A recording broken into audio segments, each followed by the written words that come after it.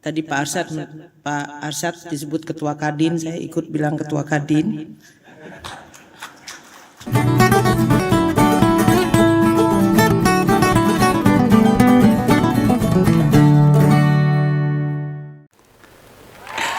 Ketemu lagi dengan Om Begawan, orang yang nganyel ke seluruh dunia ini.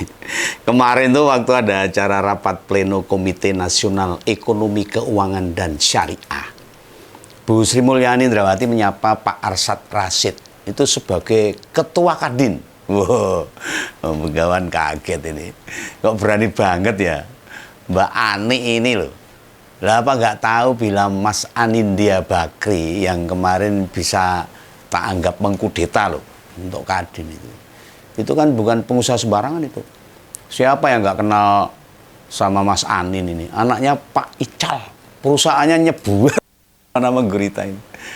Nah, bondone itu kimplah-kimplah, belarah-belarah. Pak Arsyad itu ketua tim suksesnya dari PDI Perjuangan.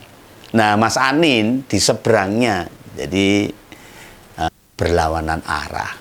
Ya, tidakkah sapaan Mbak Ani ini juga kayak nantangin gitu? Nantangin siapa ya? Nantangin Pak Mulyono sebagai bosnya itu dalam kabinet. Wah, menarik ini. Mulyani versus Mulyono nih ceritanya ini. Ya, bisa kita simak lah apa yang mau dikarepkan, apa yang mau dimaksud oleh Sri Mulyani Indrawati ini. Kubu sono ambil Kadin lewat Mas Anin. Sedangkan beberapa orang tetap mengakui Pak Arsyad sebagai ketua Kadin. Lah apa Mbak Ani ngakui Pak Arsyad sendirian sebagai ketua Kadin dengan menyebut Pak Arsyad masih ketua Kadin? Oh tidak. Wakil Presiden sekarang, yaitu Kiai Ma'ruf Amin juga melakukan yang sama. Nyebut Pak Arsyad sebagai ketua Kadin. Artinya Mbak Ani tidak sendirian. Ini apa Pak Ma'ruf Amin juga mau berlawanan arah dengan Pak Mulyono. Ya kita melihat lah. Di akhir masa jabatannya, Pak Mulyono malah banyak memberi dampak negatif kok. Pada lembaga-lembaga yang mestinya tidak dicampuri kepala negara. Mungkin banyak yang nggak percaya loh. Ada cawe-cawe Mulyono soal ketua Kadin. Mungkin loh Pak Mulyono juga bisa ngeles, bisa. Tidakkah kita tahu, bapaknya Mas Anin ini kan Pak Abu Rizal Bakri. Dia itu ketua Dewan Pembina Golkar, mantan ketua umum Golkar. Nah, belum lama ini bulan Agustus. Bukankah Pak Erlangga tiba-tiba mundur tanpa alasan? Kemudian diadakan Munaslup.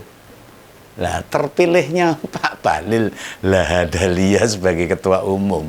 Di luaran ini, pengamat dan pemerhati, akademisi dan sebagainya menilai mundurnya Pak Erlangga itu ya intervensi Pak Mulyono agar diganti oleh Pak Bahlil. Kita tahu tuh Pak Bahlil itu siapa. Kita tahu juga karakternya. Bagaimana dia membela Mulyono, bagaimana dia mendukung dan memuja Mulyono. Sampai dia mengatakan Pak Mulyono itu raja. Waduh ini. Raja Jawa katanya Malati itu. Lah sempat muncul isu tuh. Mulyono bakal berteduh di pohon beringin. Ternyata ya nggak terbukti tuh. Neng mau ngebantahnya ya gimana? Masuk sekali Pak Erlangga yang tidak ada masalah apapun tiba-tiba mundur sebagai ketua umum di Golkar tuh. Yang terpilih menggantikan kemudian Pak Bahlil, menterinya Mulyono. Ya persis sih kejadian KLB yang gagal. Yang maju sebagai ketua umum Demokrat hasil KLB ya Pak Muldoko. Ini yo gagal. Orangnya Mulyono juga itu, KSP. Ya, sehingga dengan tiba-tiba Mas Anin jadi ketua Kadin. Kalau Om Begawan mengatakan itu mengkudeta Kadin dengan mendongkleng Pak Arsyad. Ya toh? Orang yang menyimpulkan ada intervensi dari istana. Ya pasti orang enggak mungkin ujuk-ujuk tiba-tiba. Lah Pak Arsyad ya baik-baik saja kok. Lagi tidak sedang berkasus. Clear.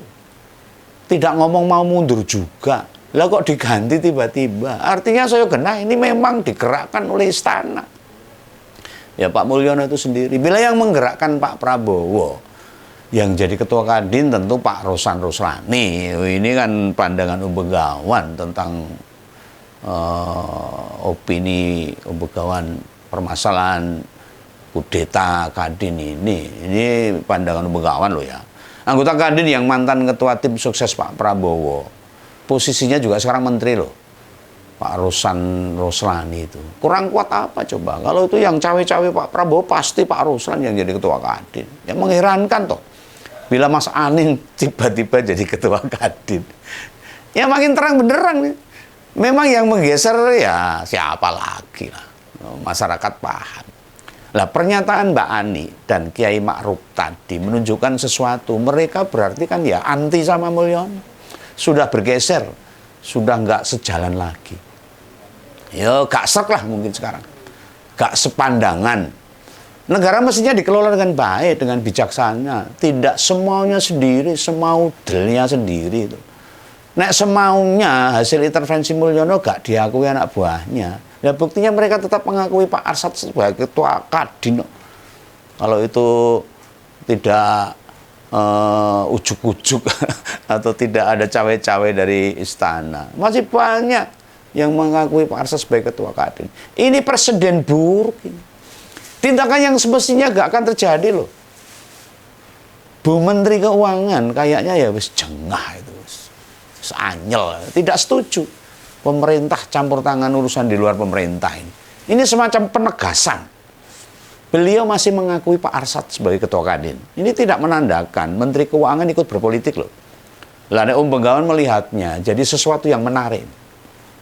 Orang punya prinsip ya persis kayak Mbak Ani ini, pimpinannya polai piye, nek salah ya salah. Jangan dipuja, jangan disembah, malah dipuja-puja sebagai raja. Ini bukan perbuatan salah lalu didiamkan saja. Ini aja remuk no negara ini. Apalagi kita malah ikut mendukung. Asal Bapak senang prinsipnya itu. Supaya aman gitu. Bagi orang lain silahkan. Tapi bagi Sri Mulyani Indrawati, Menteri Keuangan, tidak. Saya tahu persis, oh, itu teman sekolah saya. Satu kelas dengan saya waktu di SMA itu. Malah satu meja pernah itu. Lalu ucapannya tadi, Ani itu menganggap Pak Arsad tetap ketua Kadin. Bisa kita anggap beliau tidak menyukai kepala negara merusak organisasi lain. Lalu kan Kadin tidak di bawah pemerintah Kadin itu. Tidak. Ya tetap ada benang merah karena memang akan membantu pemerintah dalam Kamar Dagang Indonesia. Untuk mengurusi para pengusaha. Kalau Pak Arsad misalnya lagi kena masalah hukum, berhadapan dengan hukum, atau dia ingin mundur tuh ya lalu diganti, mungkin bisa kita pahami. Nah siapa coba yang bisa membuktikan Pak Arsad secara konstitusi menyalahi? Oh tidak ada, oh clear. Justru malah tata cara Mas Anin ini yang nggak bener. Dualisme kepemimpinan di Kadin itu kemudian didamaikan oleh Pak Bahlil. Tenanan borai.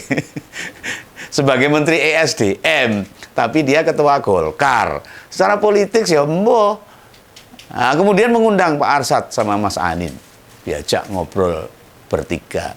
Dari pembicaraan mereka bertiga itu, bakal mengadakan Munas Kadin setelah presiden baru dilantik. Nah, tidakkah kesepakatan yang diambil makin menunjukkan kemauan Mulyono agar Kadin dipimpin oleh Anin kalau seperti ini? Juga tidak bisa begitu saja diterima. No. Sungguh nih, bila masih ada yang meyakini Mulyono sebagai seorang demokrat sejati, aku wis nggak percaya, belas itu. Demokrat sejati itu tidak mau mengurusi apa yang bukan tanggung jawabnya. Ya toh, cawe-cawe pihak lain, nguplek-nguplek yang bukan tanggung jawabnya. Apa iya kepala negara itu melu-melu menentukan siapa ketua organisasi para pengusaha? Yang jelas ya ora bener, nggak bener lah. Terlalu over. Dan mungkin bisa lebih katakan overactive. Tetapi ya kadang-kadang ngeles juga kok. Kalau sedang dituju ke sana ya ngeles, wajar lah ngeles untuk menghilangkan dosa. Dan zaman Gus Dur itu loh, atau zaman Bu Mega, sampai Pak BY lah, yang beginian ini belum pernah sekali terjadi. Di akhir masa jabatannya Pak Mulyono ini malah ngadi-adi, tahu ngadi-adi? Aleman, aleman itu bahasa Indonesianya ya caper lah gitu loh. Apapun yang tidak serk sama pandangan politik harus diganti pucuk pimpinannya. Oh ini sampai ke bawah akhirnya begitu. Nah, Tadi sempat tak sebut tuh, ada PKB, Demokrat, Golkar, dan sekarang Kadin. Uplak-uplak. Kayak presiden ini kurang gawean itu loh. Kalau orang Jawa itu legan golek momongan itu, bahasa Jawanya itu. Kurang kerjaan. Lah apa dukungan Kadin ke IKN kecil banget. Sehingga harus diganti Anin supaya nanti bisa memberikan investasi ke IKN. Dikira Pak Arsad ngalang-ngalangi perusahaan Indonesia mau invest di sana, ya enggak. Lah wong IKN itu rasa dihalang-halangi mbah nasib ini. Ya kita mesti bersyukur lah, masa jabatan presiden hanya 2 periode dan tiap periode hanya 5 tahun. Lebih dari itu puyeng semua kita sebagai rakyat. Bikin susah wae, wes lah, biar Kadin bisa mengupayakan kepemimpinan sendiri, bisa mengelola organisasi sendiri, rasa dicampuri oleh pemerintah lah. Pemerintah nanti malah harga dirinya hambiar, marwahnya tidak ada. Ciloko. Ini ya pesan Kawan. Sampai jumpa di lain kesempatan. Saya tak kerja dulu. Oke, salam kawan, salam ngobrol. Dadah.